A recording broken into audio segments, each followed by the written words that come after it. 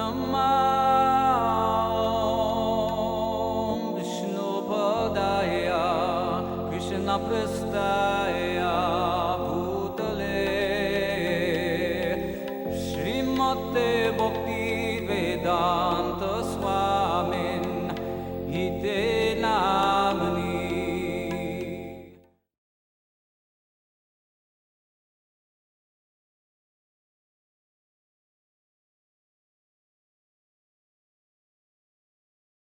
Prabhupada initiated many different countries at this particular time.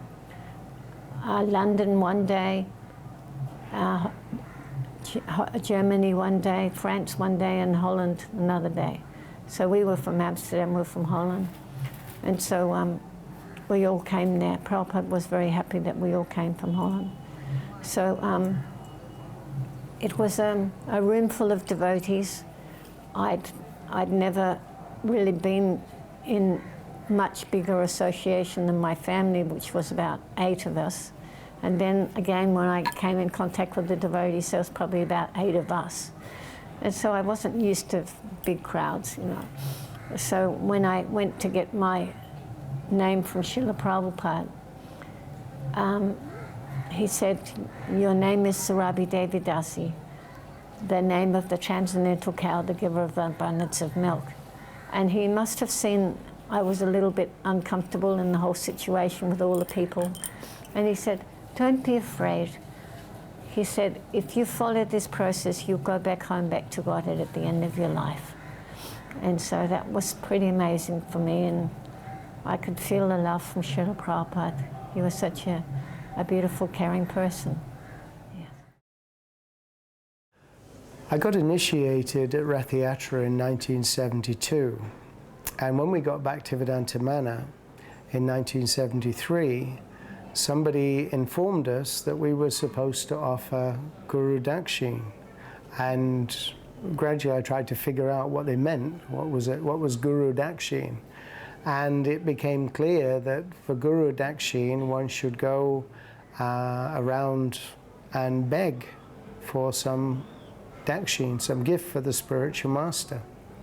So I became very concerned, because I thought, in Lechmore Heath, if the devotees go around begging from door to door, it's not going to look very good, and it may not shed this movement in a very nice light.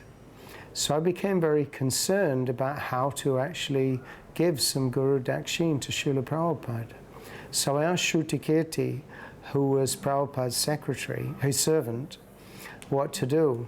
And he suggested, well, why don't you write a letter to Srila Prabhupada? So after a lot of soul searching, I finally worked out the words. I was sitting on the windowsill by the window in Prabhupada's balcony, and I wrote this letter to Srila Prabhupada as best I could, expressing my anxiety and my gratefulness to him for accepting me as his disciple. I gave the letter to Shrutikirti, and he took it in due course of his service to Srila Prabhupada, and I heard nothing more of it. But then I asked him later, did Prabhupada say anything when he read the letter? And Shrutikirti looked at me a little strangely, and he said, his humility is his good qualification. So from that I could understand that Prabhupada, he could recognize even that I was a completely useless person. I couldn't even get a gift of Guru Dakshin for him. But somehow Prabhupada could take some teeny, insignificant quality and make it into something as an offering to him and Krishna. And that was something, a very personal thing that I don't normally tell people. Hare Krishna. But I thought, because it demonstrates Prabhupada's wonderful qualities, it should be said.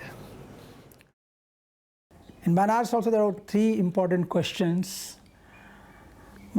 First, I asked Srila Prabhupada about the Guru Dakshina.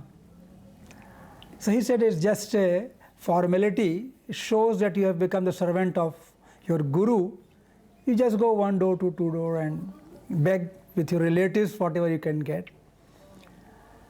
Second question was, how can I wear tilak? I am a student, my teachers will laugh at me, my colleagues. So Prabhupada said, you are the soldier of Krishna. As soon as when a soldier, he fights gallantly, bravely in the battlefield, government gives him gallantry award. In India we have Paramveer Chakra, Mahavir Chakra medals. So on behalf of Krishna, if you face criticism and laughing of your friends, Krishna will be more pleased. So don't worry. Then third question was, how can I shave off my hair? Prabhupada replied, it's a Vedic custom to make Brahman first and then give initiation. So you shave once and then you can keep a short hair. But still I was not very certain, so that landlord, who is the owner of our Calcutta temple, Mr. Lalit Mohan Singh Ray, now he is no more.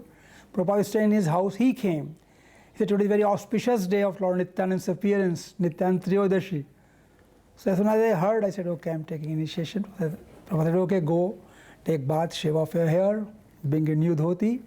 So in midday, he gave me initiation without any fire sacrifice. I was only one person in his temple. Then Prabhupada wanted me to arrange his lecture in BHU, which we couldn't do because of shortage of time. He had to leave to Gorakhpur. Then he asked me, do you have any questions? Next day I was there, and our Jaduvar Prabhu, John, he was also there. So I asked Prabhupada, what should be our relationship with Krishna? Is it neutral, servitude, friendship, conjugal? So he said, common platform is neutrality. You begin your chanting or service from that level, and then you goes on making advancement. But he said, don't jump. Just chant Hare Krishna and all your doubts will be cleared up. We were able to go to the botanical gardens in Melbourne. Now the botanical gardens there are very beautiful. The ladies were in the back, and the very intelligent ones would pick up the leaves as Srila Prabhupada stood on the leaves. But one devotee, Gopal Dasi, said, let's go to the front. We can't really hear what Prabhupada's saying, so let's run to the front. So we did. And Srila Prabhupada stopped at a tree. And he took a leaf from the tree and crumpled it up and smelt it. And said, oh, what kind of tree is this? And the devotee said, Srila Prabhupada, it's a camphor tree. And Srila Prabhupada said, oh, that's Radharani's favorite fragrance. And then one of the devotees, his name is Chittahari Das, said to him, Prabhupada, we're always talking about living in Vaikuntha, but I find that I'm always in anxiety. So can you please explain that? And Srila Prabhupada said, yes, to be in a living body means we're always in anxiety, but we have a choice. We can either be in material anxiety or spiritual anxiety. He said, yes, Prabhupada, when I'm distributing books or trying to cook an offering, I'm in so much anxiety. I thought maybe I wasn't a very good devotee because of that. And Prabhupada said, no, if you're not in anxiety, you are zombie. You are the walking dead. But, you know, you are in anxiety, and it's the right kind of anxiety, so that's wonderful. I believe it was around 1972. I'm not sure, 72, 73. I learned about video recording my job or service was to work with the media, colleges. I came to New York City on the behest of Rupanuga Prabhu, who wanted me to get into booking engagements in colleges and schools, working with the media, public relations. So I learned about cable TV, and I thought, okay, that would be a fantastic thing. We could get on cable TV. So I got a very generous contribution from my mother. She bought a reel-to-reel tape deck and equipment. And so the first thing is I began, Prabhupada arrived shortly after that, and I videoed Srila Prabhupada giving class. And after doing the video, I went to Prabhupada's room sometime in the morning and lugged a big television monitor and set it down and brought all the equipment and set it down. Prabhupada came, sat at his desk there in New York, and began watching himself on TV. I mean, this is the same morning it was recorded, and he's seeing himself. And what really struck me was when, towards the end of the video, Srila Prabhupada had taken over the kirtan and was leading the kirtan himself. So here is Srila Prabhupada. He's sitting there watching himself leading the kirtan. And you could see he's watching, and he begins to clap along with the kirtan. And I got this sense that he was not like you or me who would be thinking, oh, that's me. He was hearing the kirtan, and he was appreciating the kirtan, and he was not in that sense of looking at himself.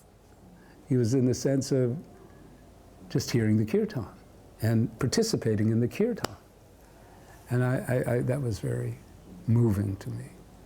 My sense was that Srila Prabhupada really saw Krishna in his holy name. And he really got to experience Krishna in a way that just pulled him in, and he could appreciate Krishna's holy name in ways that, you know, we might be looking more at the video and the quality and the you know, all of that, but he was just the holy name. This is a story that doesn't directly involve me, but it shows me, I was there, was present, it shows me how Prabhupada's desire to encourage the devotees when the devotees needed encouragement. And once again, his great attention to detail and his focus on the deities. And it was during a Bhagavatam class, and Narayani Mataji was the head pujari for Radha Govinda. And Srila Prabhupada, during the class, he said, oh, who has dressed Radha Govinda? And at that stage, Narayani was extremely shy, and she didn't want to put her hand up. And again, Prabhupada said, who has dressed Radha Govinda? And all the devotees are turning to her, and eventually she very shyly put up her hand, and Srila Prabhupada gave her this beautiful smile and said, thank you very much. It was such a lovely, kindness and compassion, and she was very excited about that because she was a very devoted pujari for Radha Govinda. And at that stage, I was still a bhaktin, and they really needed a pujari for Jagannath, Balaram, Subhadra. So Garga Muni Maharaj wrote to Srila Prabhupada and said, we have one Australian devotee here. Would you be able to give her, or would you kindly agree to give her first and second initiation? I never saw the letter, but this is what Garga Muni Maharaj had told me. So Prabhupada agreed, and then I travelled back to Vrindavan. At this stage now, it's 1974. So this was Janmashtami, 1974 in Vrindavan, and Srila Prabhupada gave me first and second initiation together. And it was an amazing ceremony. And after the fire yajna, those who were receiving the Gayatri lined up to go into Srila Prabhupada's room. So at that stage, we would just go in by ourselves. So there was Srila Prabhupada and myself. And Vishalini, who was a dear god sister of mine, she had given me a couple of instructions. I said to her, what should I do when I go in and see Prabhupada? She said, well, Prabhupada really likes it if you smile. So give Prabhupada a really big smile. And she'd also very kindly lent me a very glamorous forest green sari full of sequins. And I was used to wearing, you know, very humble cloth, life member leftovers or whatever, you know. And so she dressed me up in this thing. And because it was forest green, she decided she'd stick leaves. I thought I'd look really good with bits of trees stuck in my head. So I presented this very interesting spectacle, I'm sure. And I went into Srila Prabhupada's room and I bowed down and sat up and fixed this really broad grin on my face, biggest smile I could muster with bits of trees hanging out. And Srila Prabhupada, in that situation, he displayed his great interest for Prabhupada's daughters, for his female disciples. And he said to me, "Oh, you are from Calcutta?" And I went, "Yes, Srila Prabhupada, I'm from Calcutta Temple." And he said, "Do any men go upstairs into the women's quarters?" Now, for anyone who doesn't know the geography of, or the layout of Calcutta Temple, let me explain that the women at that stage lived upstairs in the roof room, and we would have to go down the stairs and we would have to actually go through the men's bathroom to get to the temple. So it wasn't congenial, you know, we'd all gather before Mangalati, bang on the door, "Hari Bol, Mataji's coming through," and then we'd have to barge through hoping we wouldn't get contaminated by bath water because the brahmacharis and whatever still kept on bathing. So Prabhupada was aware that it wasn't congenial. And he asked that question. And I said, "No, Srila Prabhupada, they only come up to get their suitcases." And Prabhupada was satisfied with that because their suitcases were stored on the room. On the roof. And then Prabhupada called me over. And I sat right next to Srila Prabhupada, literally an inch from him. And he held out his lotus palms and showed me how to chant the Gayatri. And by miracle, I was able to pronounce the Sanskrit properly. He didn't correct me. And, you know, I promised him that I'd follow the 4 regulative principles always. And that was a wonderful experience of Prabhupada's great concern. The next big event was Srila Prabhupada giving the Sunday feast lecture. Now, Prabhupada had always given the morning classes. That's something amazing about Prabhupada. Wherever he was, that's how most devotees who joined after the GBC was formed in 1972 or 3, most devotees didn't speak to Prabhupada directly, they heard Prabhupada through class. But this class, he opened up the floor for questions and answers at the end, because it was a Sunday feast lecture. Some Christians in the audience raised their hand, and Prabhupada had to batter back and forth with them about, you know, how Jesus Christ said this, "Thou shalt not kill, why do you kill?" You know, because they're trying to say Jesus is the only way, and Prabhupada was saying, well, then be a good Christian and be vegetarian, because you shouldn't kill animals in the name of Christ. And then I had a question because I knew that Prabhupada didn't do questions that often, you know, because devotees would ask questions. I don't know what happened, but he would just say, "Thank you very much" at the end of the lecture. So I just threw my hand up, said, "Srila Prabhupada." And he looked at me, and then I thought, oh my God, I have to have a question. I just knew that it was a great chance to ask one. So I just blurted out the first thing that came to the top of my head.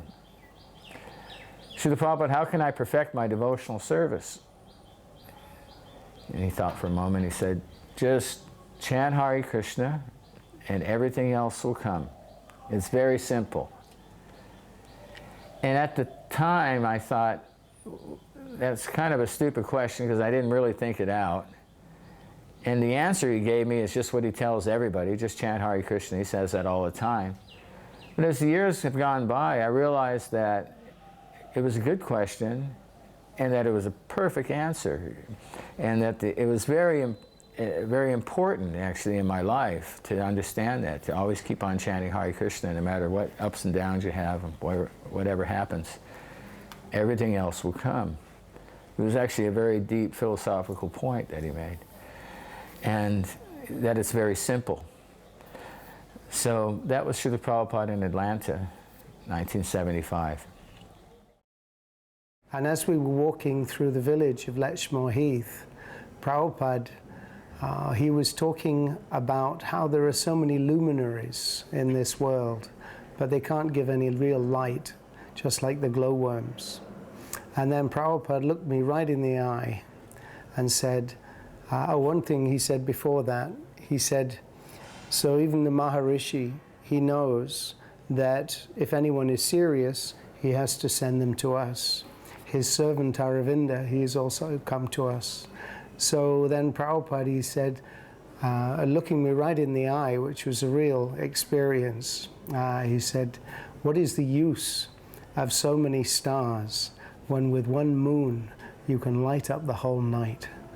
And later I realized more and more, although at the time I realized that Prabhupada was actually looking right through me, and I was completely transparent to Srila Prabhupada. But I realized afterwards not only the fact that Prabhupada actually was that moon who was lighting up the night, but Prabhupada wanted all of us to become moons and not just stars. So that was a very special time. In a quiet moment in his room, I went in there alone because I wanted to speak to him privately. And I did ask him, you know, that it seems that some of your disciples, they're not following properly, and in the scriptures it's stated that if we want to, we should really serve by being the servant of the servant. It's mentioned in the Padma Purana. But by doing that, being the servant of the servant, then how can we get confidence in our elder, senior godbrothers if they're not following or chanting or whatever? And he went very quiet and he looked at me. First of all, I had a tape recorder, and the tape recorder was goofing up left, right, and center, but Krishna wouldn't allow it to be recorded. And although I could get bits and pieces of it later, but it just goofed up. But in any case, he looked at me. And when he looked at me, so it was, in effect, it was a bit of a complaint, which I felt very ashamed to come at that time. I felt very ashamed to even approach him with such a question. And he looked at me, and it went right through me, his look. It penetrated me like a train going through a tunnel, as if he could see my entire history. I'd put my foot in it, but I also felt the ramifications of that question. And then, obviously it was an awkward question, but he did answer eventually. And then he told me, he said, so you are following? I said, yes, Srila Prabhupada. And then he said, you follow Krishna. Even I may be, but you follow Krishna, then you have no problems. And then he got a little, you know, awkward, and he had to go to the bathroom to relieve himself, and he came back. But then I also felt really bad. It was I regretted it. Many Prabhupada disciples came down to Bhuvaneshwar, but there wasn't much to see. You know, it's just Prabhupada had laid the cornerstone for the future temple. And they had gone to Puri, and Srila Prabhupada had been negotiating with the Pandas of Jagannath Puri temple that I want to meet with you, let's meet, let's talk, and I want all of my disciples and international disciples from all over the world to be able to take darshan of Lord Jagannath. He's not the Lord of Puri, he's the Lord of the universe. So he wanted to do that. So the appointment was made, the site was chosen. It was a slight promontory with one tree for shade, just right on the beach, right off the beach, very near Puri. And there were probably 20 devotees, men and women mixed, in audience, in entourage. And Srila Prabhupada was sitting, being fanned in chamara, and he would, you know, chanting japa for a little while, then maybe he'll speak few words, and then we'd chant japa again. And this went on and on for about an hour and a half, and we were sitting there. It was noticeable. We were watching him visibly get angry, very angry. So the Pandas from Puri Temple had stood up Srila Prabhupada. They had stood him up. They had no show. They did not show up. And Srila Prabhupada was quite angry. He was furious. He went nuclear. And that is when he made the famous statement that if the Pandas do not change this Maya attitude, then Lord Jagannath himself will get up and walk to and stay at our ISKCON temple. So some devotees assumed that meant the temple in Bhubaneswar. And now, then later years, ISKCON actually bought land near Puri, and they plan to build a temple. So we don't know which temple Lord Jagannath will walk to when it happens, if it happens. But I'm told repeatedly that the Pandas of Puri are very much afraid of this prediction by a pure devotee of Lord Krishna. Very much afraid to this day. So Guru Kripa started a kirtan. And the conch shell blew, and the artik started. And after the ghee lamp was offered, I took it, and for some unknown reason, I went around to all the devotees first and to Srila Prabhupada last. Srila Prabhupada didn't seem disturbed. He was absorbed in chanting the holy name. Guru Kripa was leading. It was very lively, very energetic, lots of dancing. And he was sitting on the Vyasasan we had located there. And he simply took his hands and put them to his head and folded his hands like in appreciation for me offering that to him. So the arti continued, and after the ghee lamp, the water was offered to the Gornitai deities we had there. And after it was offered to the deities, I took the Pujari handed me the water, and I followed suit as what I had previously done. I went to all the devotees first, and then I went up to Srila Prabhupada last and sprinkled water on his head very respectfully. And he bowed his head, giving me he appreciated how I had offered him the water. So the kirtan continued, devotees were dancing, and then the handkerchief, and then the flowers, and the pujari offered me the flowers. I went through all the devotees first, and then I went to Srila Prabhupada last, and Srila Prabhupada bent down and smelled the flowers and gave me a big smile. So I had been there for about 2 weeks, and I had been through this procedure previously, and I'd done it properly, and I don't know why I acted like I did in Srila Prabhupada's presence. It wasn't it was totally unintentional. And I remember thinking in my mind, like when you take a meal, you save the dessert for last. So I was thinking, out of respect for Srila Prabhupada, he's the best, I will give it to him last. And the quality of Srila Prabhupada I get from this is his utmost humility. He wasn't thinking he's, such a big devotee, and why are you giving it to all the other devotees first and me last. There was no struggle in his face, like he was disturbed or upset with me, and he did it 3 times.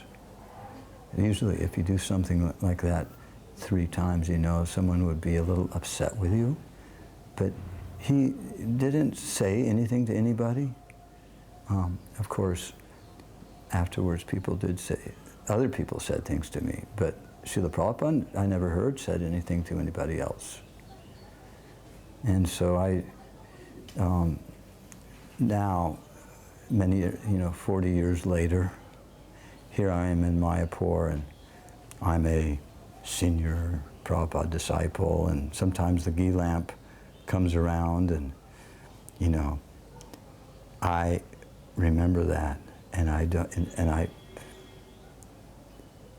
if it doesn't come to me before someone doing it in person, I'll remember how Srila Prabhupada acted and struggle with my mind to counteract the pride that I have of thinking that I'm senior and I deserve the respect and the honor and the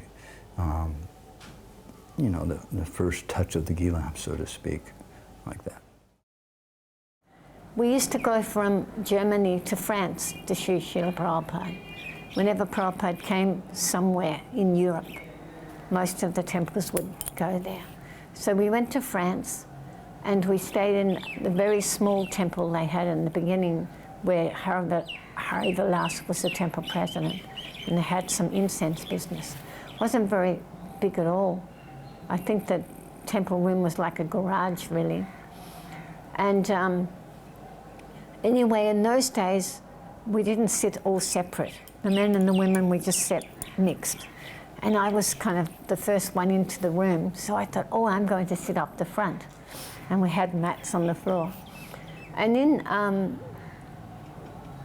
in Germany, at least, we hadn't done the reading of the Srimad Bhagavatam with Sanskrit, pronouncing the Sanskrit. And then Prabhupada gave the class, and he said, and he pronounced the Sanskrit, and then he said to the men, you want men? And then after some time, I thought, he's going to say women. And I'm sitting right up the front. They're going to give the book to me. And I'm going, oh my God, what am I going to do? And I couldn't get out of it, right? And they gave the book to me. And I felt like crawling under the carpet. I was so embarrassed because I really hadn't pronounced Sanskrit that much.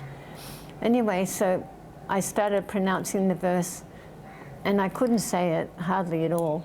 But Prabhupada started following with me and started, saying it with me. And he was so kind, and I was just hopeless. And he said in the end, very good. And I just thought, this man, this beautiful man is just so wonderful. I was so embarrassed. I must have been as red as a beetroot. And he just was so kind to me. So I, from all these things, I never can forget them. And things make me love Prabhupada even more when I talk to you about it. So, yeah, Prabhupada was wonderful. He was always, I found he was such a caring person. And he was always concerned about us, that we were warm, that we had enough milk, whatever. That was Prabhupada. Another time on a morning walk in London, I'd been a little puzzled because when I joined the temple, I thought I joined with a friend of mine who was very eager. He seemed even more enthusiastic than me to join the temple. But I wound up moving in and he didn't. So I asked Prabhupada, why is it that when 2 people come to Krishna consciousness, that one person takes it up and the other one doesn't? And Prabhupada's reply was very interesting. He said, when someone is materially fatigued, he can take up Krishna consciousness. And then he said, so by the association of devotees, we become materially fatigued. So it was a very good experience that just cleared all my doubts about that. Prabhupada's answer was so perfect. Another example I wanted to talk about to illustrate Prabhupada's concern for his and love for his female disciples was in Mayapur, one incident occurred where I was picking flowers in the field that was just in front of the Lotus building. And Prabhupada was up on the balcony, and he said to his servant, who I think it was Harisori, who later relayed it to me, he said every flower she picks is a step towards Krishna. So it was very wonderful, Prabhupada's observation. I was living in New York for the first 5 years, more or less, of my devotional life. And at one point I became responsible for fundraising for ISKCON food relief. So I began to develop a strategy to try to raise money from corporations. And I thought, well, they wouldn't relate to Krishna. So I came up with this idea, I'll make a letterhead that just says ISKCON on it. And I actually rented an address on 51st Street in Manhattan. So I put, and a telephone number. So I put the address of such a 50, East 51st Street, New York. And I made some letter appointments, and so I didn't actually raise any money. So Srila Prabhupada visited New York a few months later, and I was in my office, and I think it was Brahmananda came up the stairs and said, Srila Prabhupada wants to see you. And he didn't really, he said he didn't really explain it to me, as I remember. So I sensed that there was something going on. So I went down, and that letterhead was on Prabhupada's table. And he looked at me and he said, you have done this? And I said, yes. So where is International Society for Krishna Consciousness? Where is Founder Acharya? And I said, I don't know if I even tried to explain. All I remember is saying, so you won't do this again? And so yes, I've never done it again, and I've always told people about it because it was, a lesson about the importance of always associating ISKCON with its full name, International Society for Krishna Consciousness. Of course, we do use ISKCON as it is, but when we have, wherever practical and possible, we should recognize Srila Prabhupada as the founder Acharya. So that was a good lesson. So every day Srila Prabhupada gave class, and in the morning. And Srila Prabhupada, I remember little bits and pieces from the classes. One was about how he said that we were all in the womb at one time. If we were advanced, then we had a vision of Krishna, and that we promised Krishna that once we get out of this horrible situation, we're going to surrender our lives. But then you're born, and then there's forgetfulness because everybody's all giving you attention and a nice facility, so that you forget your promise that you're going to go give yourself. Now it's nice. You forget the misery. So Prabhupada was pointing out how when they're in a miserable condition in the material world, it can be good for our spiritual life, not always enjoying all the time.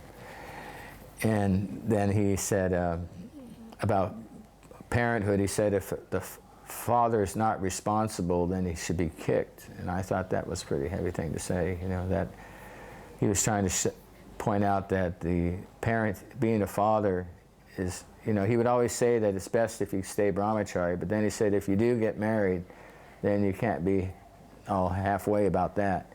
You have to be a very responsible father and be ready to take not only take your kids back to Godhead through spiritual life, but also take care of them, all their needs in life.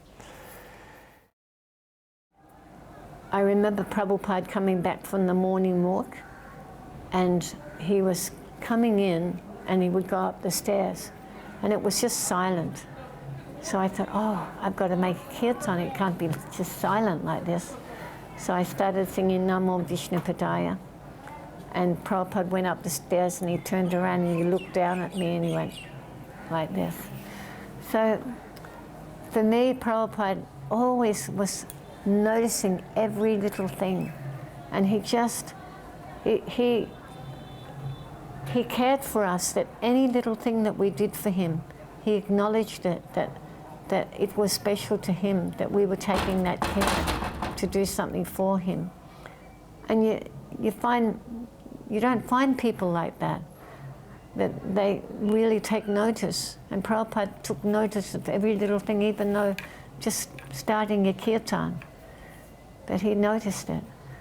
And yeah, so I always feel dearly like Prabhupada's my father because of the way he always treated us. Yes. We'd arranged for a yellow Mercedes saloon car for Prabhupada to be waiting outside. And the flower petals were coming out, and Prabhupada looked regal. He looked like an emperor. And Johannesburg is more relaxed than Natal, where racism is a bit more rife. So this South African police officer who was standing outside on the forecourt there on the arrivals, he saw Srila Prabhupada and he saw the car, so he opened the door for Srila Prabhupada and he saluted Srila Prabhupada. And I was really taken back when I saw that. I thought, wow, only this could happen in a Johannesburg scenario. And that guy got blessed. He did some service. He was obviously an Afrikaner, you know, from the regime, but he knew something special was coming down. Srila Prabhupada, for Hindi translation, we were consulting to him, and he was, why you're translating like this? I didn't do. I said, no, Srila Prabhupada, you have done like that. Okay, read. And Prabhupada said, I want to train you up, stay with me for a few months, so with cool head I can sit down with you. He heard my translation and he approved those translation. And then again, there were about 200 Indians from Liverpool. So Prabhupada came in Mecca and Manor outside, and he said, there's so many Indians. I was standing by his side, he said, okay, speak in Hindi. And I was completely scared, my legs were trembling. So I read the original shlokas from chapter 13, Kshetragya Mam Viddhi Sarva Kshetresu Bharata. Then I stopped. Prabhupada said, no, tell the translation word meaning. Again I stopped. Say, you are not going to stop as long as I say you to stop. So it was for 20 minutes in the purport. And that Guru is the via media. That was the main. Srila Prabhupada quoted in English as well. Just like glass. Glass doesn't see. Through glass we are seeing. So through spiritual master we are serving Krishna. So in Nairobi, it was either 76 or 77, I think 76, Prabhupada had gone on a morning walk, and we went to this beautiful park in the early morning, and the birds were singing, the sun was shining. It was an incredibly transcendental atmosphere with the birds in the trees. And we went onto this bandstand in the middle of the park. There was nobody else around. And something very unusual happened, because usually we would expect that Prabhupada would say something to us. But this time he said, so, talk among yourselves. Actually, he said, discuss among yourselves. So we all kind of wondered, what on earth do we say? Who do we say? Who do we say anything to? And I remember Chayavana Swami, he came up with the idea, he said, Aham Sarvasya Prabhava, that Krishna is the source of all the material and spiritual worlds. And Prabhupada stopped him. He said, forget scripture. what is the argument? And we were trying to understand what he meant. Of course, it was always very interesting on morning walks because we'd always learn so much. So then Prabhupada explained something which stuck with me for all these years.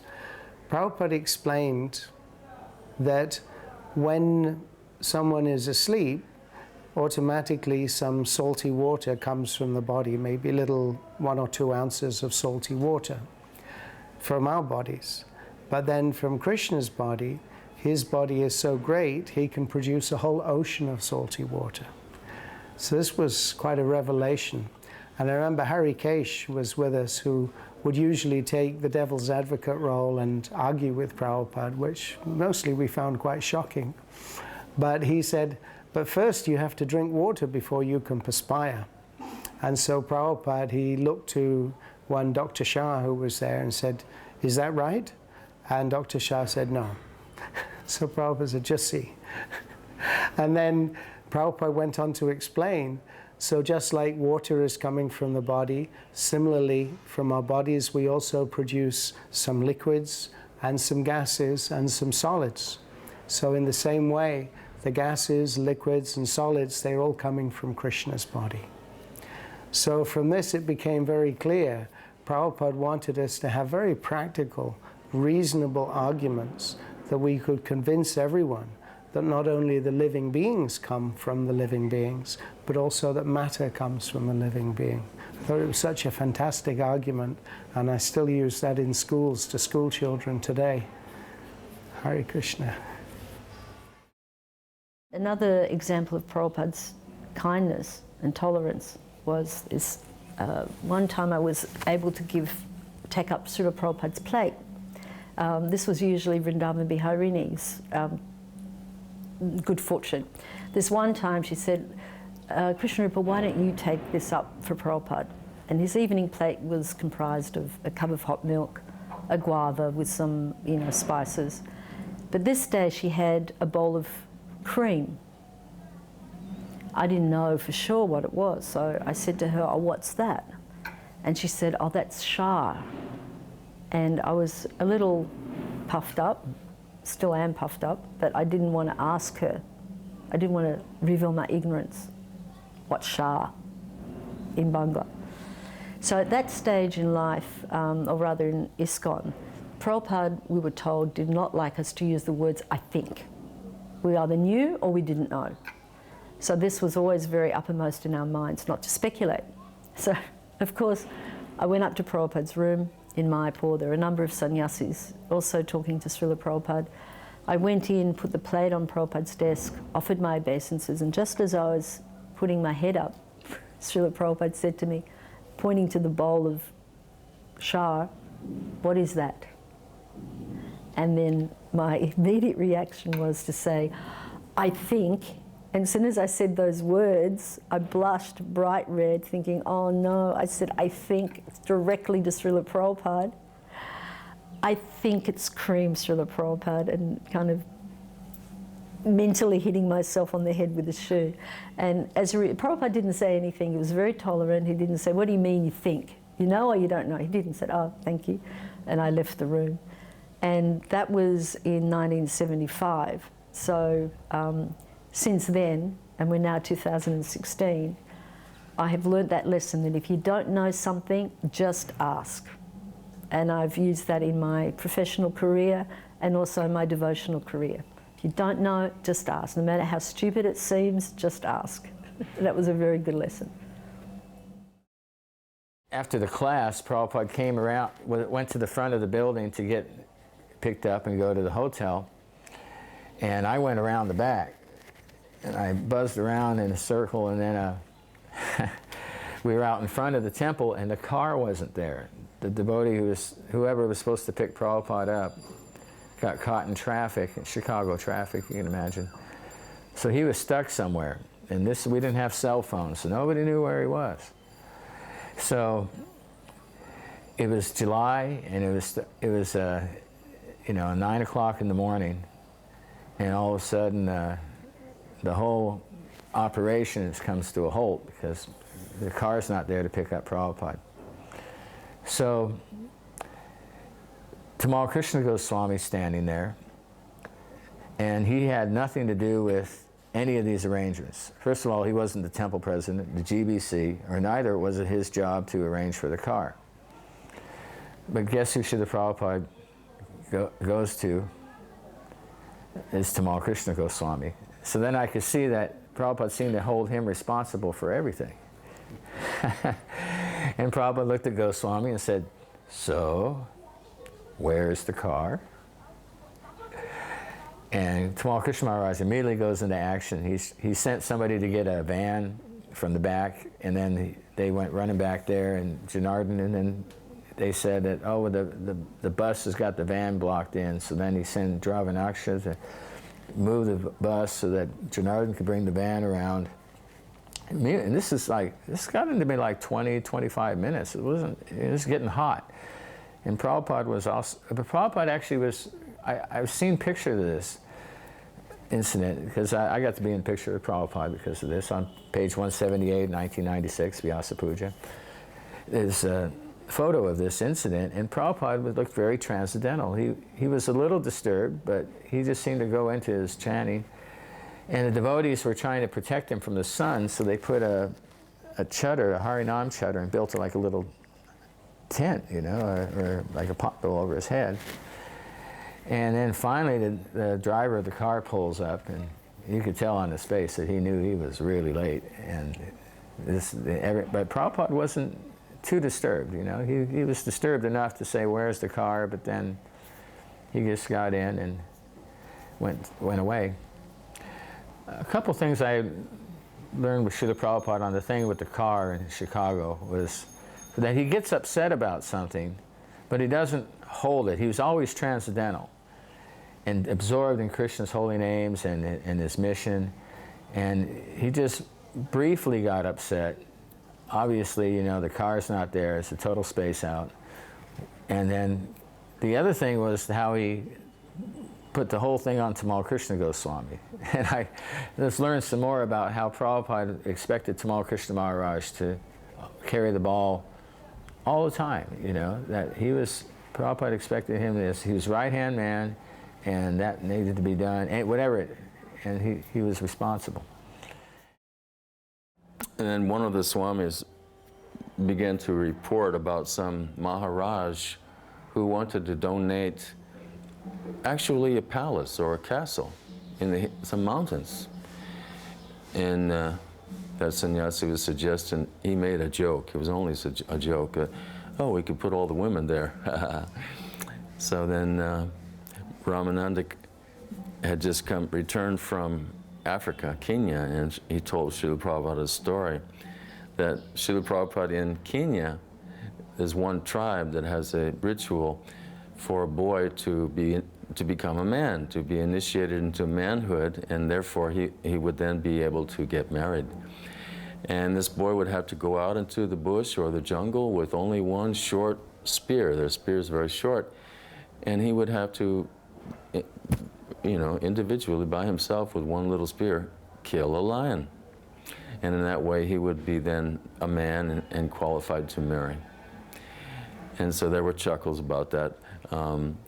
One of the Swamis said, oh, we should make a GBC resolution that any brahmachari that wants to get married, he has to first kill a lion. And another Swami chuckled, too bad we don't have any lions around. No one will get married. And so, you know, I'm just looking around. And then immediately Srila Prabhupada dropped a bomb and completely changed the mood. He said that the pure devotee of Krishna is always crying in his heart of hearts for all the poor women and all the poor animals that are being exploited around the world.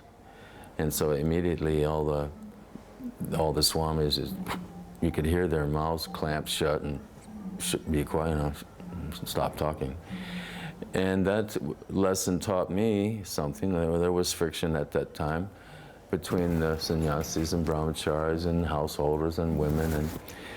But that taught me that Srila Prabhupada cared equally about everyone. And he certainly did not want our women to be mistreated. And he put the sannyasis into their place. He shut them down, boom. It was like a bomb. I'd never seen anything like it. The next place I seen Srila Prabhupada was, we went and did some festivals, and we were on our way to Sweden. And Prabhupada must have come to one of the places, it might have been Denmark, I can't exactly remember.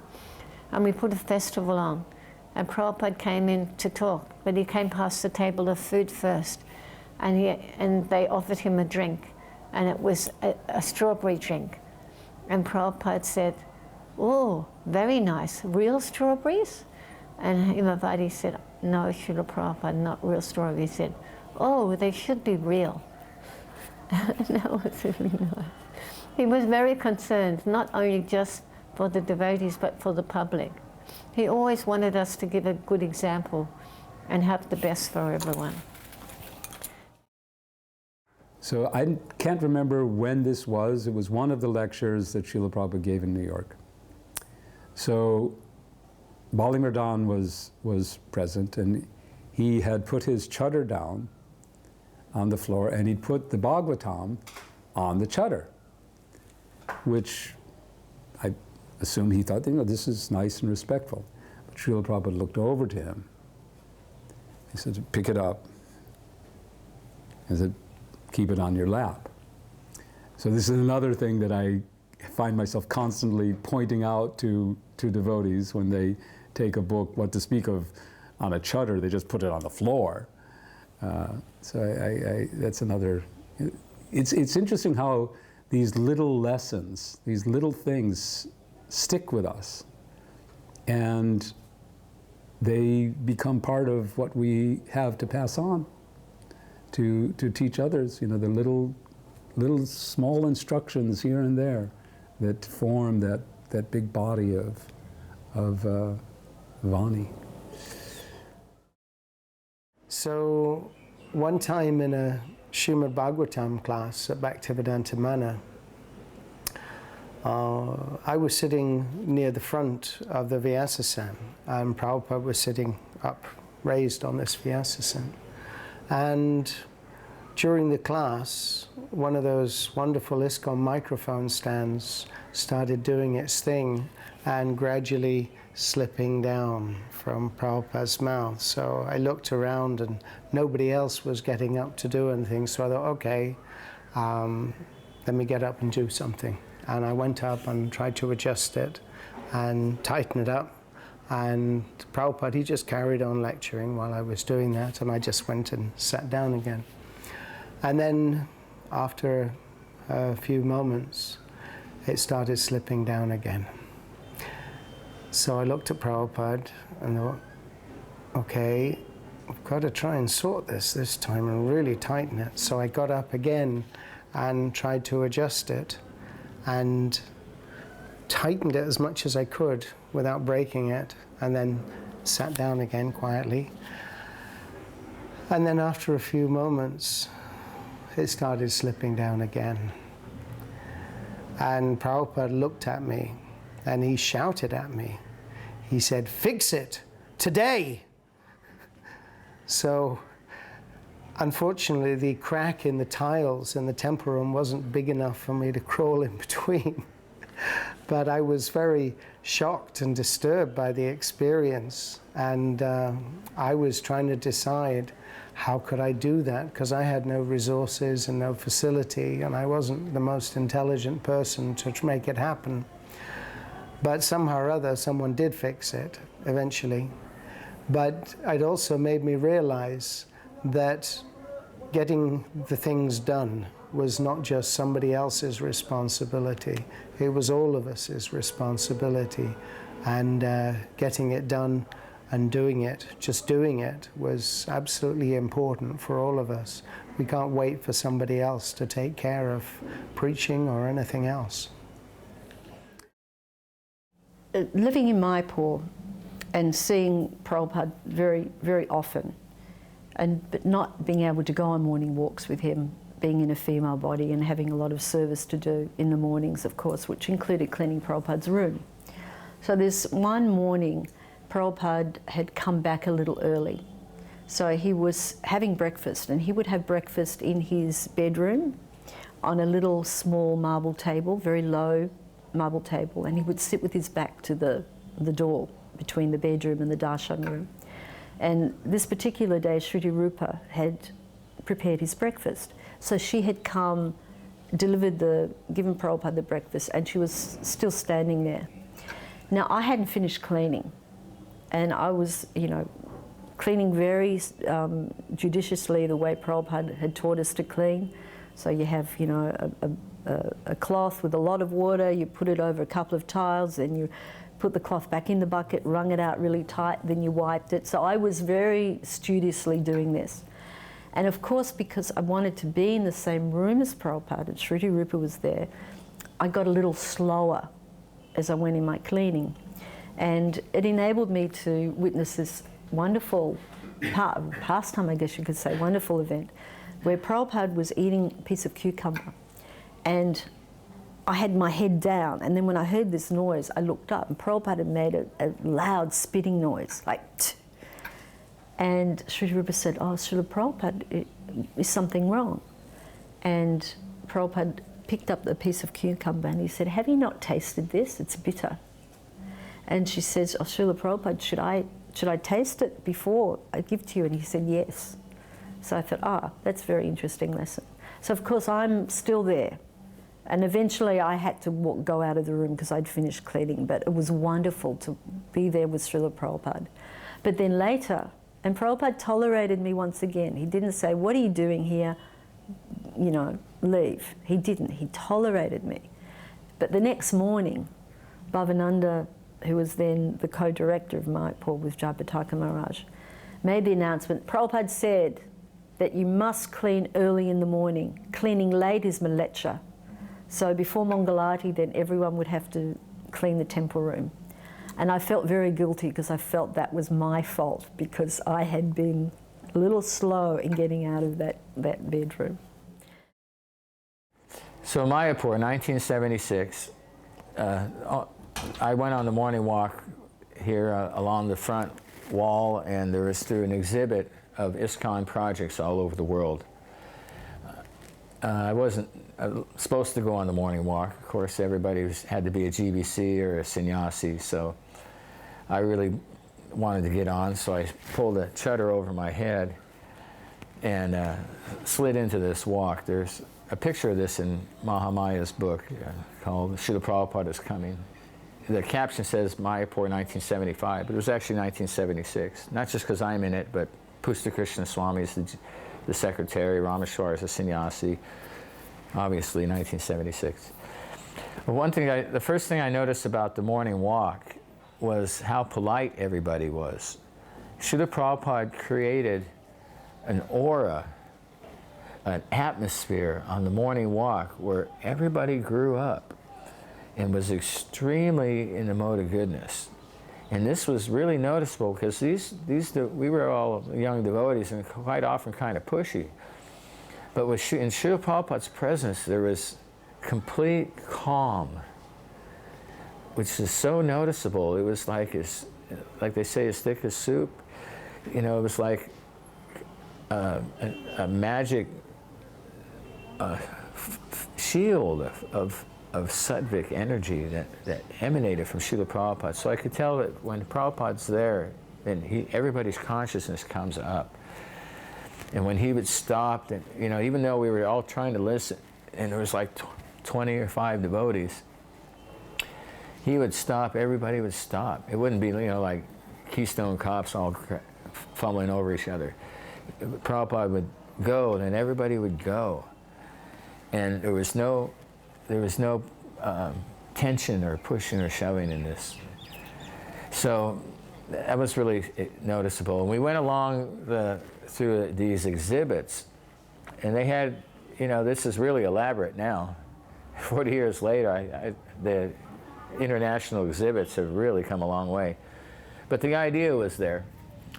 And they had bamboo walls, And they had pictures of temples from all over the world, of deities, farm projects, what devotees are doing, you know, with captions like, here's New Vrindavan, USA, and it shows the cows and the deities, and here's Gita Nagari, and then it show book distribution, and show the warehouse in LA, and the books, and the BBT offices, and a lot of nice things. Everything was really nice. But what Srila Prabhupada really liked, the thing that I could see that this is something that meant more to him than anything, just by the way he reacted to it, was the quotes about his books from scholars. And Srila Prabhupada liked everything, all these different pictures of temples all over the world and projects. But he stopped the whole show when he got to the quotes about his books from university professors. And he had them read right there on the spot. And he stopped the whole morning walk for this. And then he said that these should be sent to Indira Gandhi. And then I heard somebody say, yeah, this is a big thing. And Prabhupada was really appreciative of those. And I think that's really stuck out on that morning walk. So as I was in New York, I think it was 1974, and I began, part of my service was colleges and schools and so on. And there was one very favorable professor at Fordham University who had this idea to do a course on the Bhagavad Gita for credit. So, but he wanted me to teach the course. He had some other courses he did on Hinduism or whatever, and he used to bring students to the temple. So he had this idea, let's do this course on Bhagavad Gita, you teach it, but it will be officially my course, so that students get credit for it. So I did this course, and I used to go in a suit, and then I wrote to Srila Prabhupada about it. And he wrote me back, and it's the one letter which I received from Prabhupada that really I treasure. But the lesson in it was, I had explained the whole system, how I did this, and he said, you should make a newsletter, you should inform all the centers, and that they can try to do the same thing, you know, find a favorable professor who can give credit, and you teach the course, but the students get credit. But the other message was that if we can, somehow or other, if we can package Krishna consciousness in new ways, using the same content, like old wine in a new bottle, that is, can be successful preaching. So that instruction has been one of my guiding lights in whatever I've tried to do. So we went to Sweden, and we all went on the ferry, and we went to the temple where Bhagavan and Padmavati were taking care of it. And Prabhupada gave lots of classes. I just recently found out that there was a lot of photos of me in those particular temple. But the highlight of that trip was when Prabhupada went to the Uppsala University, and there was a hippie there. And Prabhupada was talking about first-class men, second-class men, third-class men, fourth-class men. And the hippie stood up and he goes, and you, what class are you? And Prabhupada put his head down and he said, I am fifth-class man. And wow, it was just so amazing. Prabhupada was just so humble, and that man just immediately sat down and never said a thing after that. Because that's our Srila Prabhupada, he was the most humble. You know, so that had an amazing impact on me too as well. I'd been reading somewhat from the books and realized how Prabhupada had quoted Chanakya Pandit many times. And on the morning walk sometimes in London in the park, Prabhupada would sometimes quote Chanakya. And I asked Prabhupada, are these instructions from Chanakya Pandit spiritual instructions? And Prabhupada looked quizzically and said, no, they're moral instructions, which was a very big eye-opener, because on reflection it became very clear that Prabhupada had to teach us a whole lot about morality as well as spiritual life. So that was a big learning curve, always with Srila Prabhupada. It was such a nice learning curve. Once again, I'm thinking a lot of these incidences where Prabhupada thinks about his God disciples, female disciples, a lot, because, you know, over the years the God sisters have been, you know, somewhat not considered very nicely. But Prabhupada really loved his daughters, and Prabhupada had a cold, and Harisori had given me a little scrap of orange silk to make into a handkerchief for Prabhupada. I didn't sew it very well. I was very, you know, neophyte devotee. I was sewing for Radha Madhava. I thought, oh, I have to sew very quickly. So I had this little scrap of silk, and I sewed it not very neatly, but gave it to Harisori. And then Harisori came to, and incidentally, he had given me back that handkerchief after a little time, so I still have that handkerchief. And 2 years ago, I saw Harisori, and I said, Prabhu, do you remember that little orange handkerchief you gave me to sew for Prabhupada, that little scrap of silk? He said, oh, yes. I said, did Prabhupada actually ever use it? He said, oh, yeah, Prabhupada used it. He loved that handkerchief.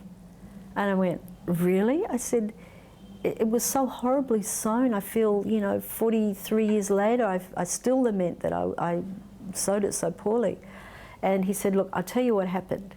He said, there were a lot of sannyasis in the room, and I came in with this handkerchief to give to Prabhupada.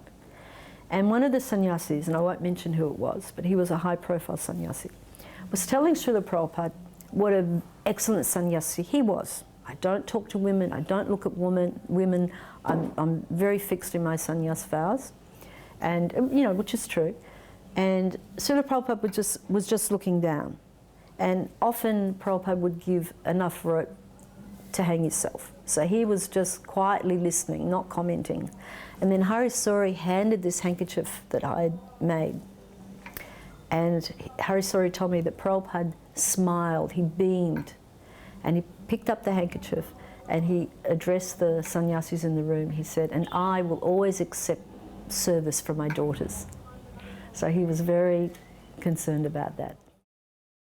Another very significant day was the Tamal Krishna Goswami being sent to China. We consider that very significant because there's now 1,000 devotees in China. We have about 100 of them here that came for Gaur Purnima. But at the time, it was just like as if he was being banished. And we didn't, you know, the Radha Damodar party had built up very successfully, and a lot of devotees were from temples that wanted to be with the sannyasis, and they left their temples that were run by grihastras, and those grihastras band together and came to complain to Srila Prabhupada. You know, they've lost all these men to the Radha Damodar party. And Prabhupada, he really loved the Radha Damodar party, and he could have said, well, I'm happy that they're there, because he was, you know, and they're doing great work, and he could have stuck up for Tamal Krishna Goswami. He said, you know, don't leave him alone, he's but Prabhupada was very intuitive, and he understood that these devotees who were complaining had to be pacified. Prabhupada had to take their side because they would not have been able to handle it if he hadn't, and Tamal Krishna Maharaj was ready to do anything Prabhupada would tell him to do. He was fully surrendered. So Srila Prabhupada called Goswami into the room, and there was the conversation, and Prabhupada said, so what are we going to do with you, you know? And Tamal Krishna Maharaj said, well, Prabhupada, maybe I should just go to China. And Prabhupada said, yes, Krishna is speaking through you. And there's the whole exchange where Goswamis tried to get out of it, you know, well, Prabhupada, I can't, I was just joking, you know, and Prabhupada said, this is no joke, you're going to China. And Guru Kripa said, well, Prabhupada, I'll go. And then Prabhupada said, no, he must go. And Prabhupada just wouldn't take no for an answer. And then Tamal Krishna Maharaj relented. And then we got, so that was right after Mangal Arati. So then Prabhupada packed it up and went out in the morning walk. And Hari Sari was Prabhupada's secretary, and he would help Prabhupada, the one motion thing of handing him his cane and his bead bag, and as Prabhupada went out the door, and then had to have the tape recorder. And we went up to the Lotus building, onto the roof. Pancharatn was there trying to stop people like me from getting on, and so I huddled in between Madhavisha and Keshava, and I slipped in on this walk. And we got up onto the roof of the Lotus building, and Prabhupada, he turned around and was walking backwards, and he faced the sannyasi and GBC men, and he put his hands out like this. He had his cane and his beads, and he said, "You'll all be happy to know Tamal is going to China." And there was kind of a muffled jive, because it was sort of like the clap at a golf course in a tournament. It was like we didn't really want that to happen, because it sounded like exile. We had no idea that it was going to turn into him actually being able to do this. But it showed us that Prabhupada really cared about that part of the world. That's what I learned from that. That Prabhupada Prabhupada knew that China has to be included in the International Society for Krishna Consciousness. And it's going to take Tamal Krishna Goswami to make that happen.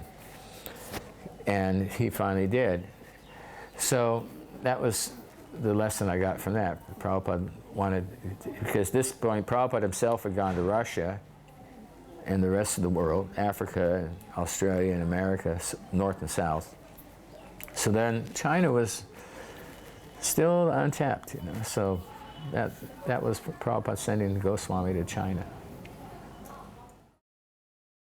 In 1975, I was sent to Hong Kong to be the president there, and I began working with a translator, Prabhupada's first Chinese-bodied disciple, Yasomati Sutta Prabhu. And he was working on the Bhagavad Gita as it is, and in 76, he had finally finished the first 6 chapters. So somehow or other, I arranged to print this. And I sent a copy to Srila Prabhupada. And Srila Prabhupada was ecstatic. It was only the first 6 chapters, but it was his Bhagavad Gita as it is in his purports. So he wrote a letter to me, and he said, "This is a great victory. This printing Bhagavad Gita as it is in Chinese, this will bring about the fall of communism in China." And this was in 1976. Well, today you can see it has happened. It may still be a dictatorship, but there's no communism left. Prabhupada was so ecstatic and excited about the printing of the Bhagavad Gita that several Swamis immediately wanted to come and distribute that book. Sridhar Maharaj came, Trivikram Maharaj came. I had only printed 700 copies the first printing because it was expensive. But then immediately Prabhupada wrote me again and says, reprint 5,000 copies.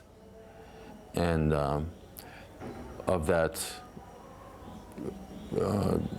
it happened. Trivikram Swami and Sridhar Swami came to distribute until they were kicked out of Taiwan. They took them to Taiwan to distribute. But Srila Prabhupada gave me some personal instructions about the China mission and the result of that Bhagavad Gita. He told me, first of all, now you see to it that the preaching in Chinese and the printing in Chinese goes on. And also always set a good, a high example, good example for the younger devotees.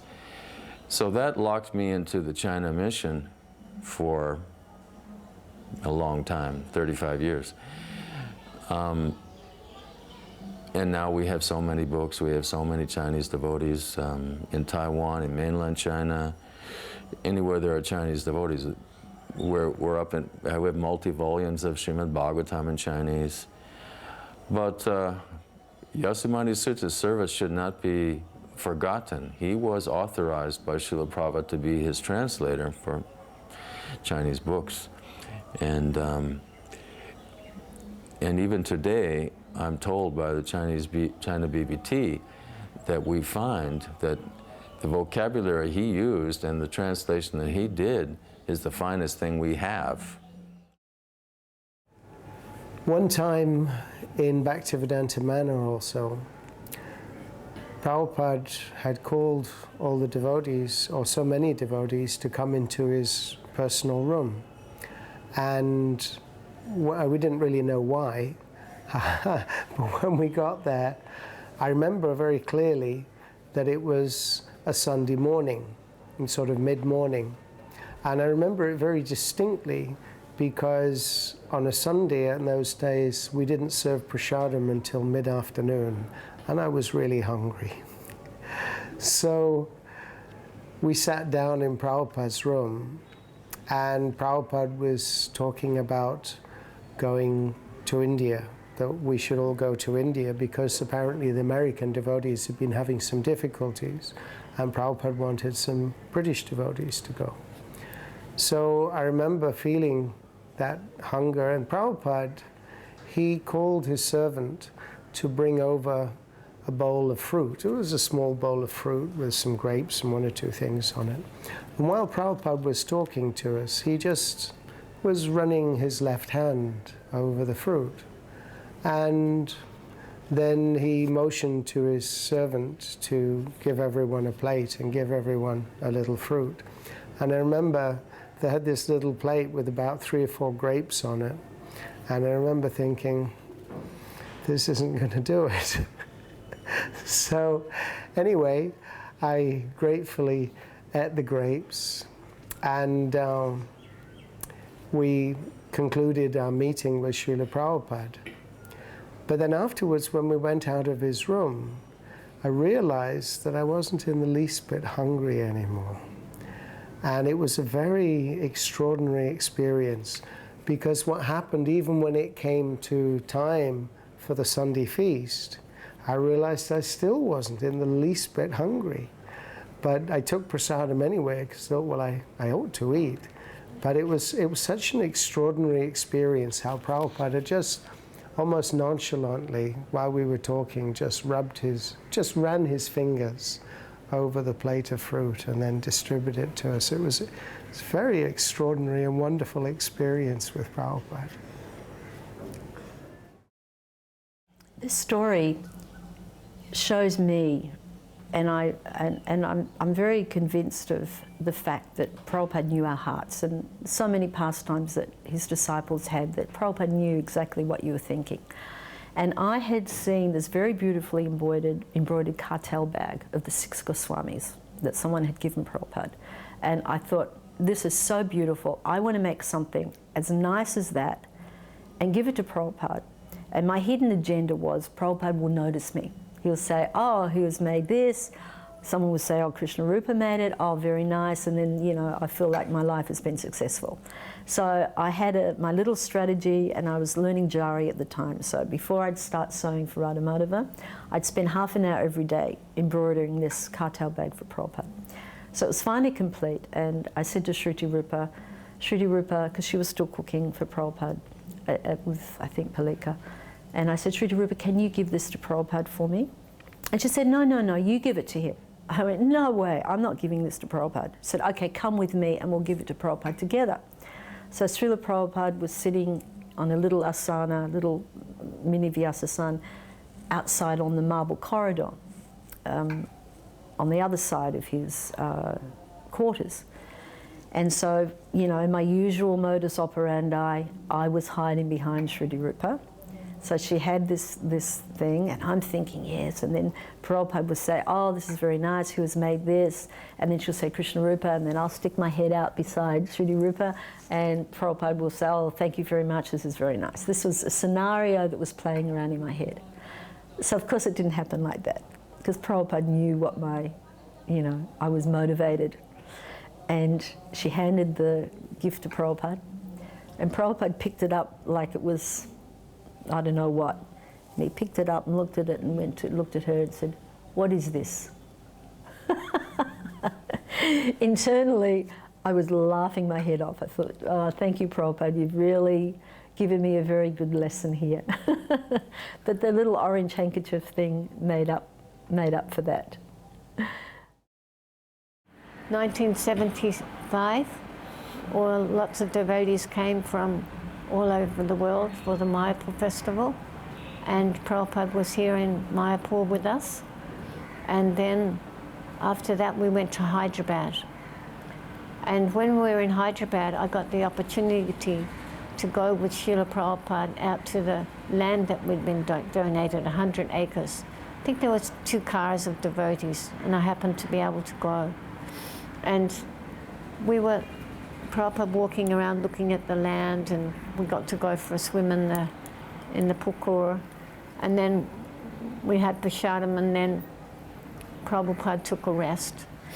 And we took a rest in the room next door. And then he came out and he was talking to us.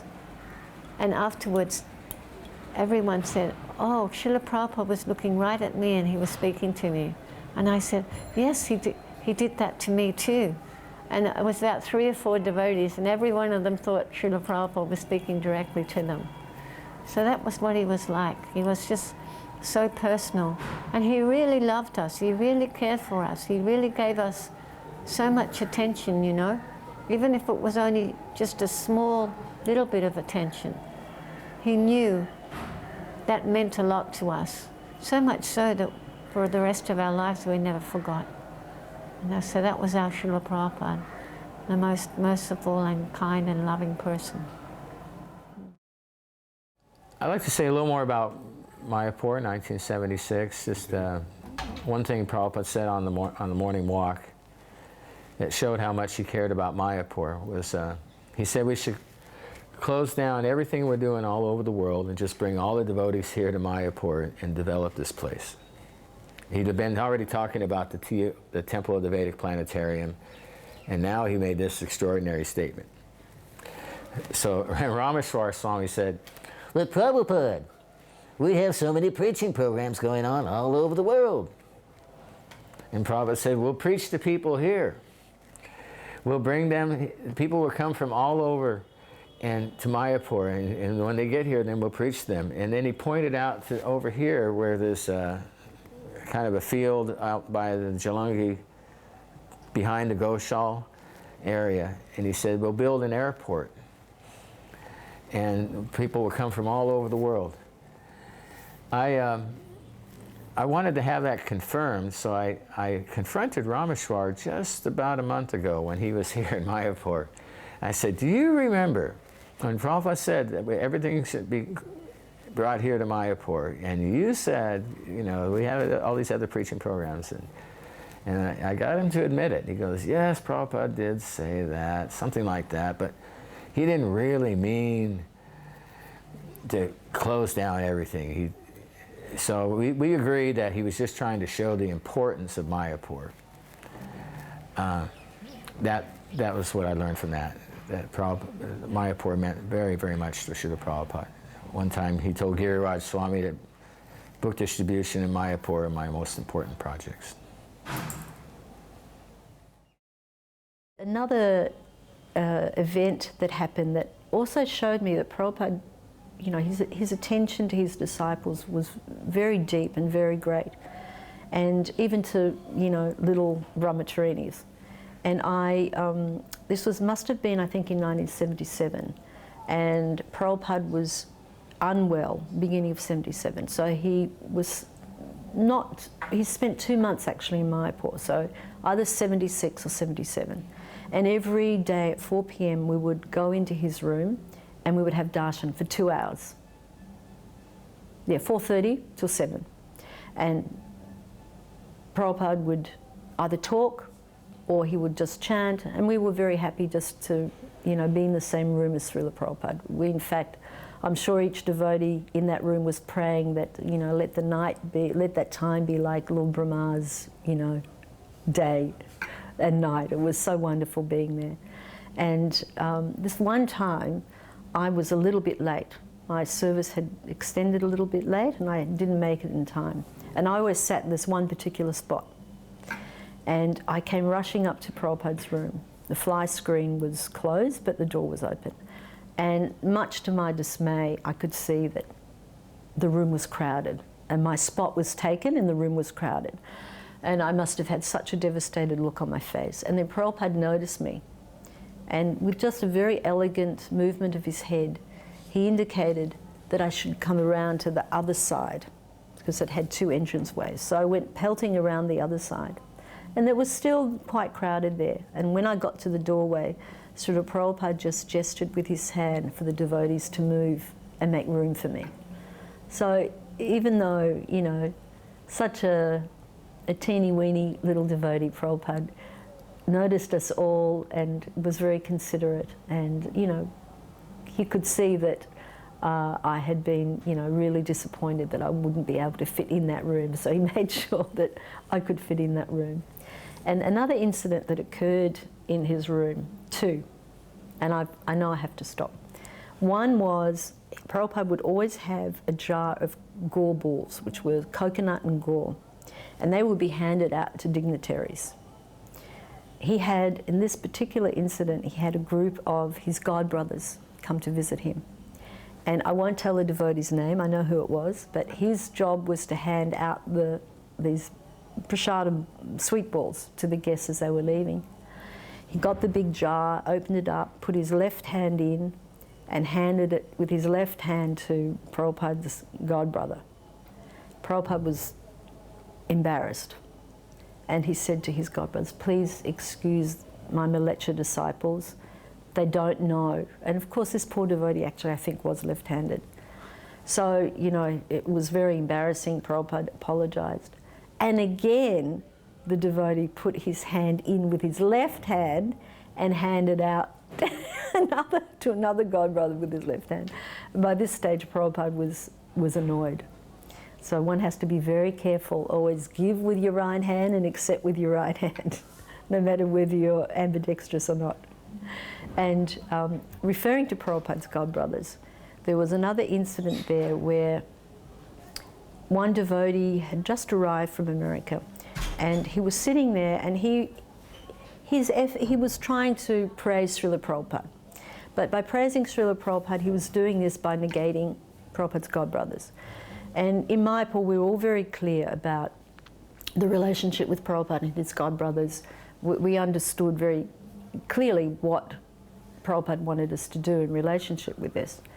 And this devotee started to somewhat denigrate Prabhupada's god brothers in trying to praise Prabhupada. And so he's saying, "Oh, Prabhupada, you know, you've done so much, your god brothers did this, your god brothers didn't do that." And all of a sudden you could feel this, it was palpable, this displeasure. And we were all sitting there in the room thinking, "Oh, Mother Bhumi, please open up a hole in that floor so that poor brahmachari can just disappear, because he's really displeased Prabhupada." And Prabhupada was silent for a good, you know, 50, 60 seconds. It felt longer. And he was looking down. And then he raised his head and looked at this boy. And he said, "I can criticize my god brothers, but you cannot."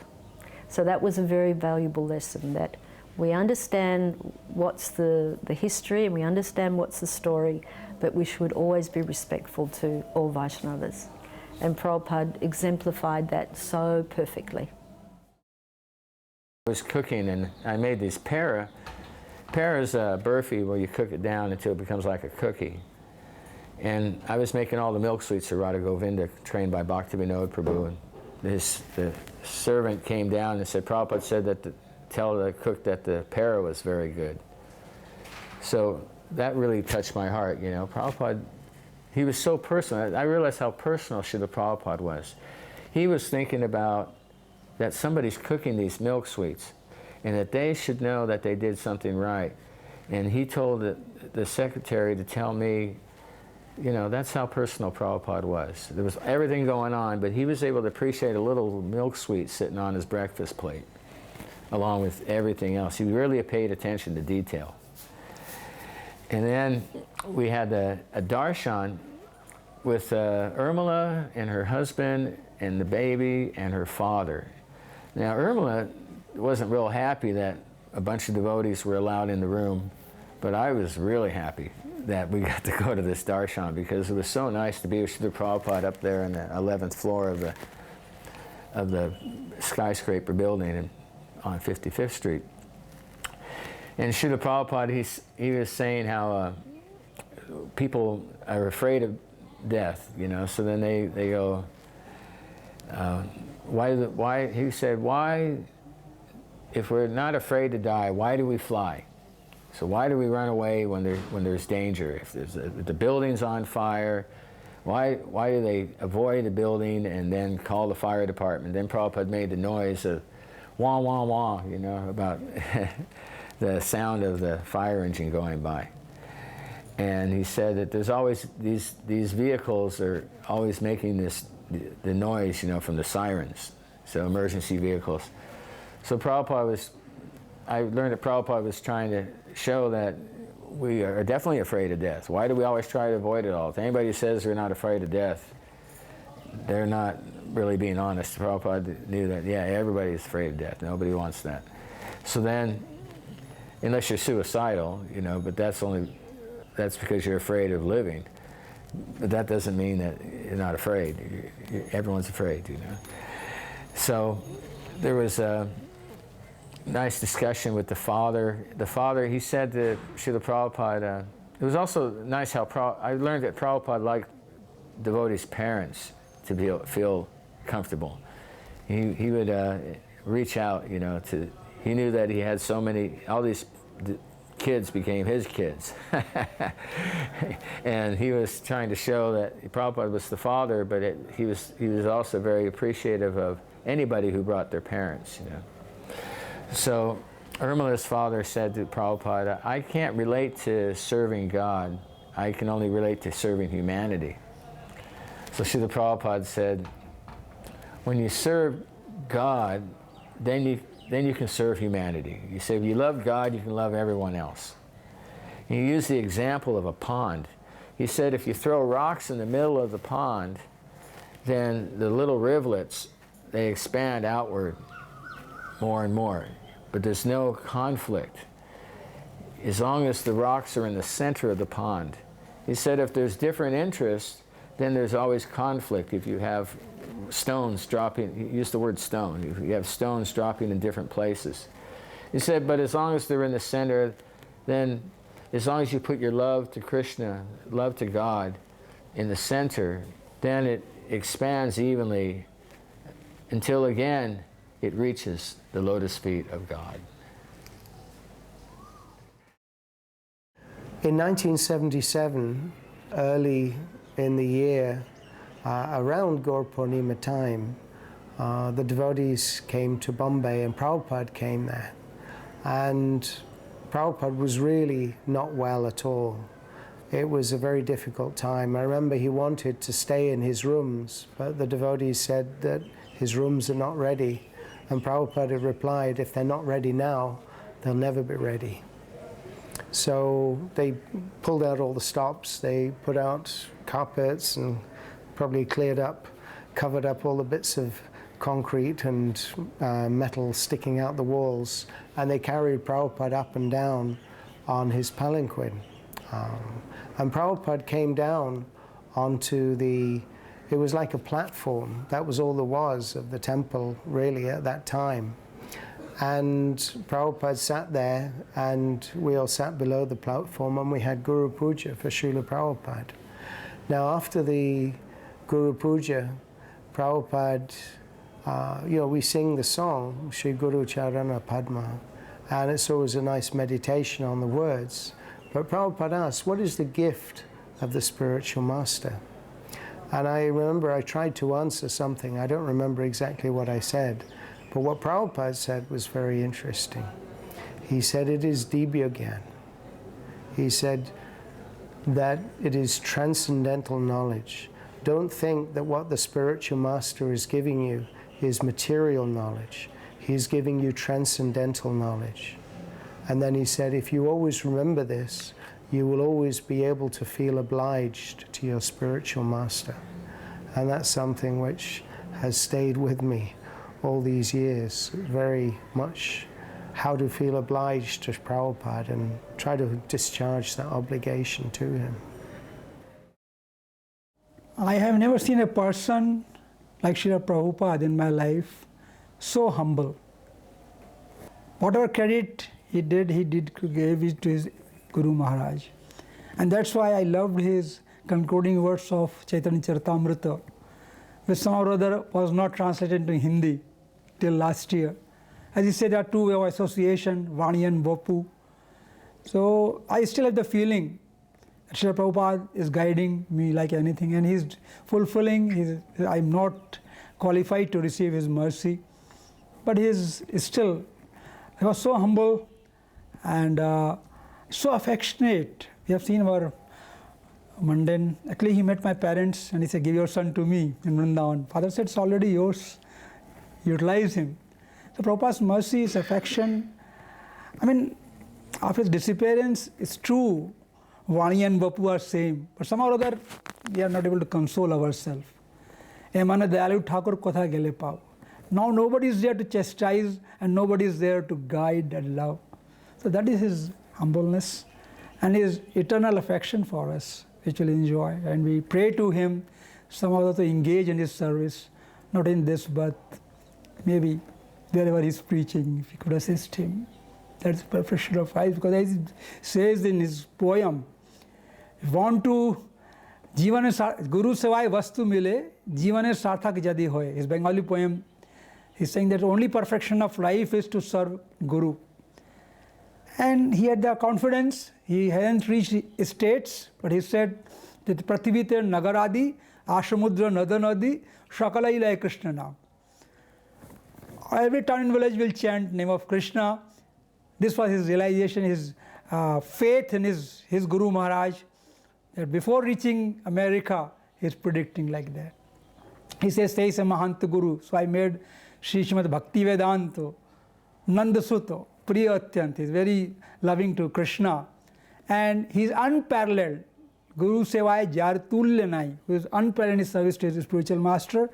And he's also a great Acharya who is not only giving Krishna Bhakti, he's giving Gaur Krishna, Chaitanya as well Krishna. Srila Prabhupada was always trying to engage us no matter what, even though we made mistakes. I can remember so many times when I was trying to escort Srila Prabhupada to the bathroom after he'd given a fiery lecture on the 5th canto of Srimad Bhagavatam. We were petrified. He was roaring like a lion. He was saying things that could have got him and us in jail that night.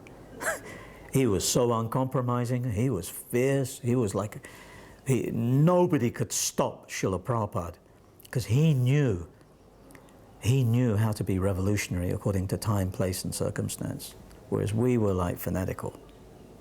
You know, Prabhupada absolutely knew how to engage a revolution in consciousness. He knew how to do it. And one time after the lecture, you know, like a fool, I wanted to take him off the stage through the audience, the long way around the foyer, so he could see the book distribution that I was setting up. People were buying the books like anything. He saw that and he said, "Oh, we're selling so many books." And he was impressed. And then we got to the bathroom the long way around, and he said, "But, oh, the bathroom." But all the time when he was on the stage, he was telling me the bathroom's there, on the wings of the stage. So I was like a fool trying to treat him like a servant, you know. So still he didn't chastise me. He was humble enough, you know, to follow me and come the long way around and see the books, which I wanted him to see, but I put pressure on him. He wanted to go to the bathroom. I felt like a right idiot.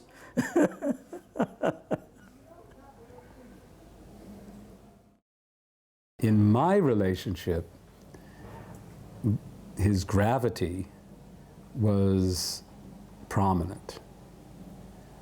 You saw, you know, there were a few times that I interacted where there was gravity in his demeanor, and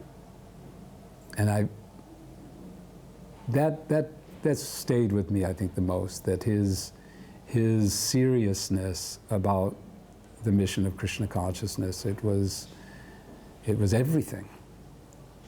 You know, and everything, nothing trivial. There was nothing trivial to Srila Prabhupada. He could be humorous. He could take things lightly. But even when he took things lightly, they weren't trivial. Everything was meaningful. There was meaning in everything. In the way he held his hands, there was meaning.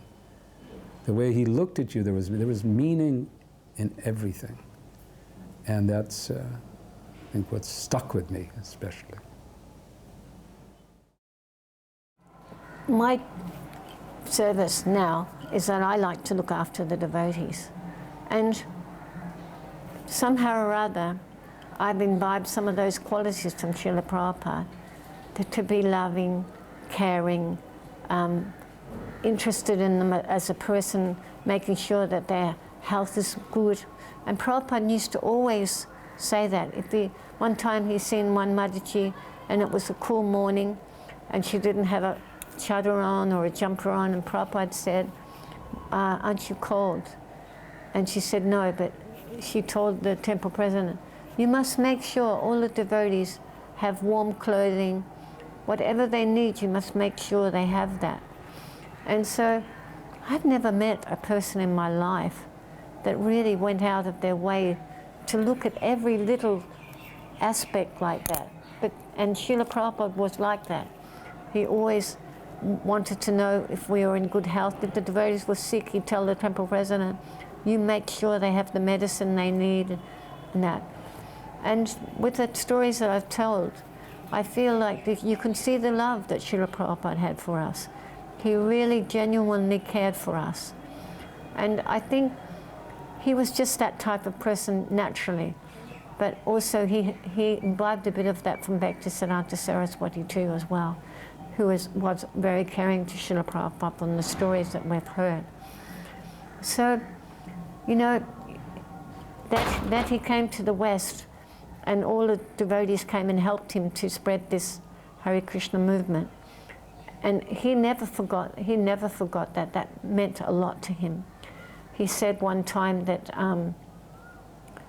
the devotees were saying, how can you say that we were sent to you when we were meat eaters, you know, womanizers, whatever we were before, drug takers?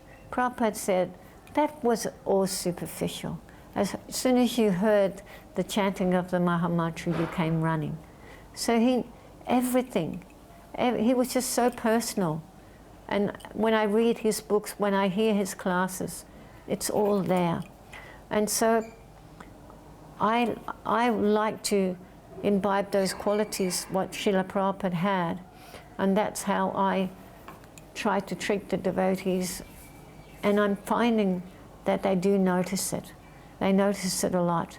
And I think that if we really want this Hare Krishna movement to go powerful ahead, then we have to get some of those qualities. Because even out in the material world, people aren't personal anymore. They don't care. And so I even have a nice relationship with the non-devotees in that way, that they see that I care about people. So, and that was Srila Prabhupada. He would remember. One thing I can't do what Srila Prabhupada did was I can't remember names like he did. He would meet someone 5 years before and he could still remember their name. I find the best way for me is a name, and I relate like your name back to Saraswati, so I remember your name. So in that way. So Prabhupada was really expert. So if we can just imbibe a few of those qualities, if not all of those nice qualities Srila Prabhupada had, I'm so sure we can spread this movement much better than what we are now. Not only just bringing people to Krishna consciousness, but taking care of the ones that we already have. I think that's so important. And people look at us and they watch us, and we're totally sometimes unaware of that, but I'm becoming more and more aware of how the public sees us. That's why I try to teach the devotees to be nice Vaishnavas and Vaishnavis and be a representative of Srila Prabhupada in all ways.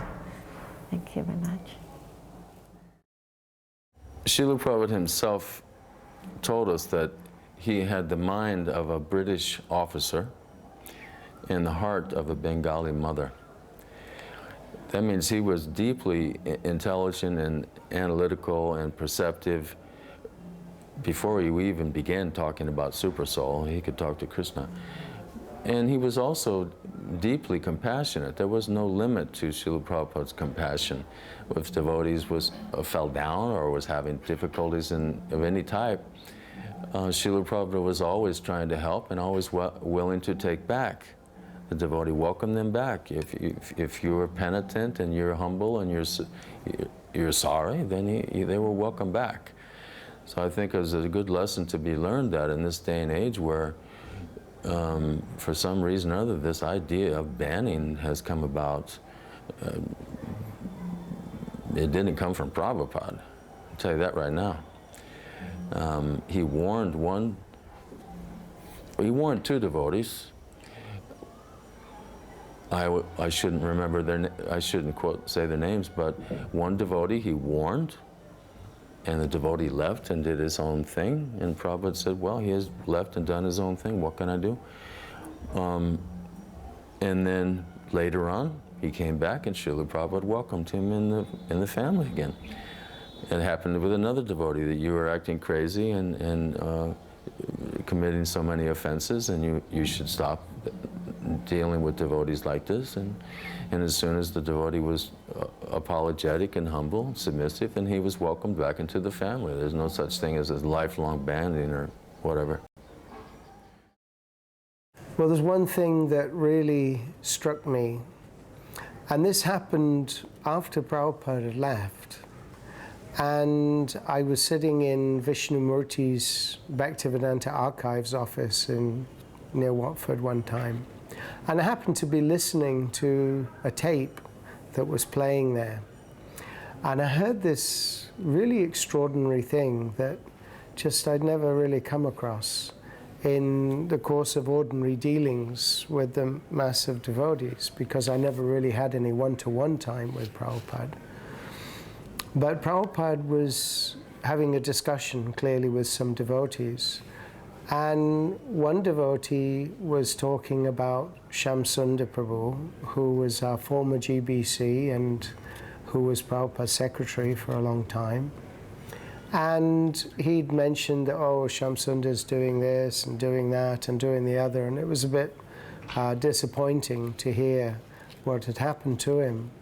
But then Prabhupada said, actually, he was the best servant I ever had.